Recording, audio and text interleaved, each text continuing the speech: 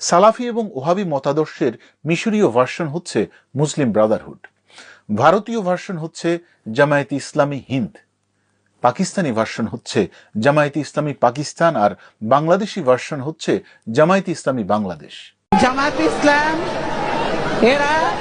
এরা হলো বেঈমান, এরা হলো মুনাফিক,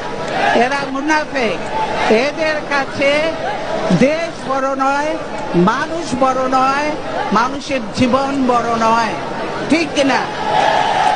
বিভিন্ন দেশে এদের প্রতিষ্ঠাতাদের প্রায় সকলের বিরুদ্ধে মানবতা বিরোধী অপরাধ ছিল।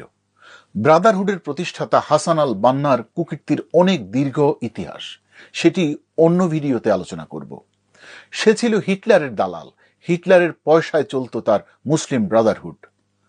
অবশেষে তার অবশ্য অপমৃত্যু হয়েছে, আততায়ীরা তাকে গুলি করে হত্যা করেছে। মওদুদির বিরুদ্ধে হাজারো মানুষ হত্যার অভিযোগে পাকিস্তানে ফাঁসির আদেশ ছিল, ফাঁসি থেকে তাকে রক্ষা করেছে আমেরিকা। বাংলাদেশে যুদ্ধাপরাধী গোলাম আজমের অসহায় মৃত্যু হয়েছে বন্দী অবস্থায়, দেখেননি?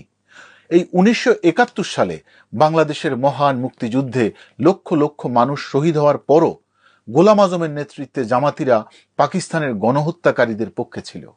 কত লক্ষ মুক্তিকামী মানুষ শহীদ হয়েছে এর সংখ্যা নিয়ে তারা এখন বিভ্রান্তি ছড়ায়।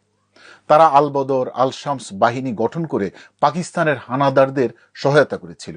এমনকি দেশ স্বাধীন হওয়ার পরও গোলাম আজম পূর্ব পাকিস্তান পুনরুদ্ধার কমিটি করে দেশের স্বাধীনতাকে ধ্বংস করার ষড়যন্ত্রে লিপ্ত ছিল।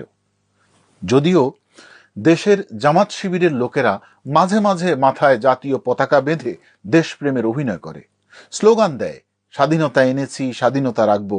এতটা নির্লজ্জ, এতটা বেহায়া তারা, সেটি বলে শেষ করা যাবে না। জামাতের আদর্শহীন এই রাজনীতির কারণ তারা সালাফি এবং ওহাবিদের দোসর। কে মরলো কে বাঁচলো এতে তাদের কিচ্ছু আসে যায় না, তাদের কাছে রাজনীতিটাই আসল।